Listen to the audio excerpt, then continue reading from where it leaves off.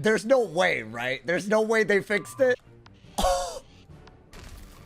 That's actually kind of crazy. No way right now, brother. No way.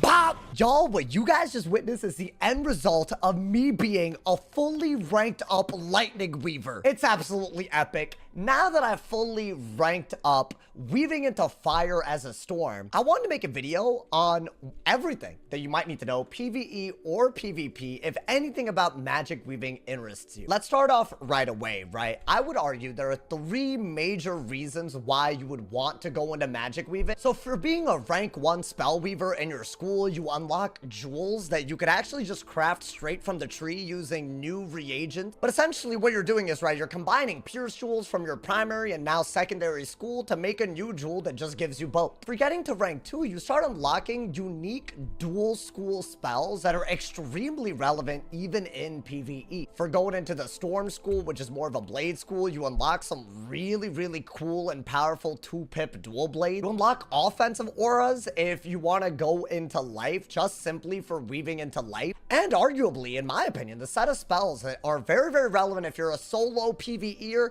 we have new 1-pip dual traps that give you 40% extra damage simply for weaving into myth. If you're a balance, all of these trees give you ways to basically do damage while converting your balance damage into the school you're weaving into. We got like prism auras, prism blades, prism traps, ridiculous stuff even for balance. And at rank 3, you gain access to all kinds of fusion formulas, one for each school that can help you make new spells we've never seen before, like the Kraken that you saw at the beginning of the video. So you get some really cool jewels and new utilities for PvP and some really cool new buffs for PvE by interacting with magic weave. However, the catch is, obviously, as you might have noticed, you do have to rank up. So let's talk about how you rank up, right? Once you choose to weave into a school, you have to do 3 quests right now in Test Realm to fully rank up in magic weaving. Now, I have footage from actually doing this live.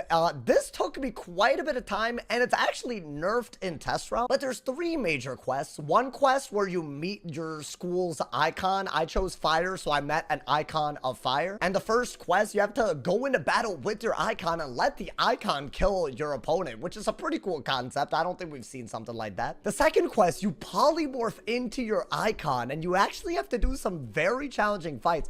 Luckily, you could team up with other people, but I was able to solo it.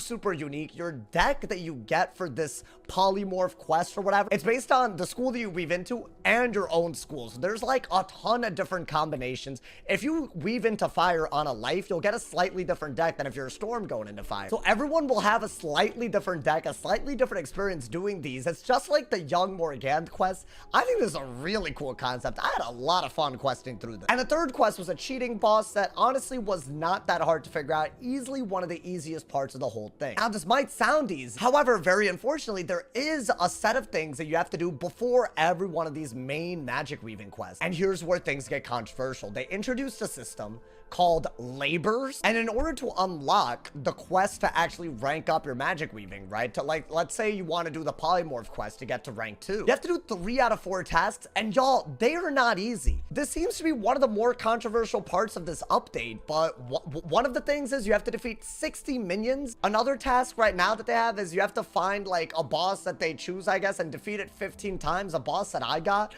was the Grummish Great Axe, which it's tedious and annoying to have to defeat this random side boss like literally 15 times. You have to help people in team up through 12 mainline quests in the worlds of Krakatopia, Marleybone, or Mushu, I want to say. So the world that you have to help people in is different based on the rank that you're trying to get to with your magic weaving. And your 4th labor is that you could catch 3, 4, or 5 of a pretty rare fish. Bro, just take the goddamn thing. Just take it and be a dragon eel. Don't be a fire decoy, please.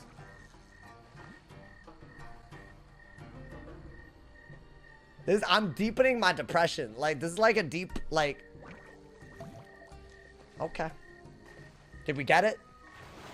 Oh, cool. I waited 5 ass times for a goddamn fire decoy. Now, 60 minions, 15 bosses, catching a bunch of fish, helping people quest through team up. These all obviously are tedious, and you don't even rank up by doing these. These are just to unlock the quest to rank up. For me to be able to learn the formula to combine Kraken and Immolate to make like a new ass fire Kraken, I didn't just have to do 3 quests to rank up. I also had to do 3 sets of labor. And the only reason I was able to do this in Test Realm is because they have like a testing version of it where you can actually clear its conditions by not doing the full thing. For example, instead of having to defeat 60 minions, I only had to defeat 1. Now, why is this obnoxious beyond the fact that it's just like annoying to have to do something that repetitively? The whole point of this is that you were supposed to be able to experiment with weaving into one school or another. Let's say that as a storm weaving into fire, I don't want to be a lightning weaver anymore. Let's say that I want to change. It does give you the option to stop, and you'll lose your fire weaving spells. You'll get your training points back, and then you can go to another tree and experiment a little bit more. But you don't keep your rank, right? I might be a rank 3 lightning weaver, but I'm a rank 0 and everything else. So I would have to restart and do 15 more bosses, 60 more minions 3 times. I'd have to do that to fully rank up in magic weaving into another school. I think I kind of get why it's a little annoying, because I think the intention is in the long term,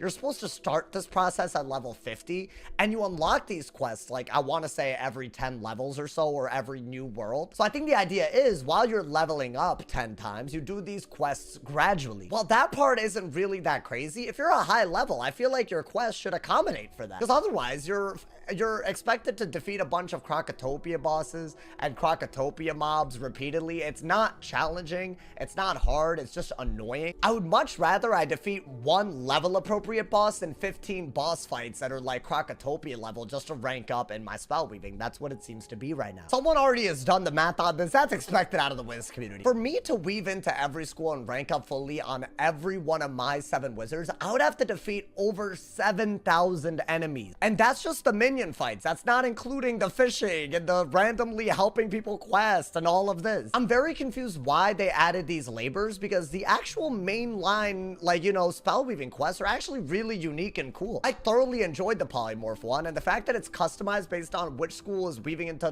what secondary school, that's really dope. It's like the most personalized quest line I've ever seen on Wiz. It's weird to me that they've accompanied such good things in the questing experience with such tedious and monotonous things. Now, instead of making it so you have to do 3 out of 4 options, in this patch just now, they added a 5th option that involved defeating another boss, but it was a fewer number of times. So maybe they're already taking into account feedback where people just want to defeat maybe something less times that's maybe a little bit harder. Probably that would be better. I guess time will tell if these labors are just gonna really prevent people from actually diving deep into many different schools of spell weaving. It shouldn't feel annoying to go from one of these trees to another, in my opinion, especially as a high level, because at the highest level, this is the type of stuff that's expected, I would argue, out of the wizard. And in PvP, you never know what the meta is going to do, so it'd be nice if you could adapt to the meta by going from one tree to another that can address the things that change in the meta more easily. With this current system and the labors and all of that, it's very, very hard to do that. Overall, y'all, I do think that the actual rewards that you get for actually doing all of this is really worth it in both PvE and PvP. But when you create a system that everyone will want to probably interact with at some point, I don't understand why they chose to make the spaces between the main weaving quests so tedious. That's my current review of the system. If y'all wanted to know exactly how the system worked, hopefully this was a W explanation. But I would love to hear what y'all are gonna weave into in the comment section and what school you are. And let me know y'all's opinions on the labor system and also just the main quest,